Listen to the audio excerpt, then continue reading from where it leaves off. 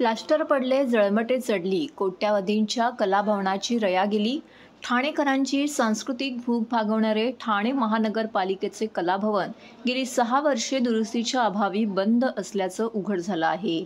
एकीकडे अन्य वास्तूंच्या दुरुस्तीसाठी कोट्यावधी रुपये खर्च करण्यात येत असताना कलाभवनाच्या दुरुस्तीचा प्रस्ताव देऊनही त्याकडे दुर्लक्ष करण्यात आलं आहे असं कळते. बाळासाहेब ठाकरे स्मारक डॉक्टर काशीनाथ घाणेकर नाट्यगृहाच्याही आधी कापूरबावडी भागामध्ये ठाणे महानगरपालिकेने कलाभवनाची निर्मिती केली होती. हेच कलाभवन सुरुवातीला ठाणेकरांचे आकर्षणाचे बिंदू होते. या ठिकाणी अनेक नामवंत कलाकारांच्या कलेचे ठाणे कलाभवन येथे प्रदर्शन भरवण्यात आले आहे. या 3 मजली कलाभवनात अनेक कार्यक्रमांचं आयोजन देखील आतापर्यंत करण्यात आलं आहे.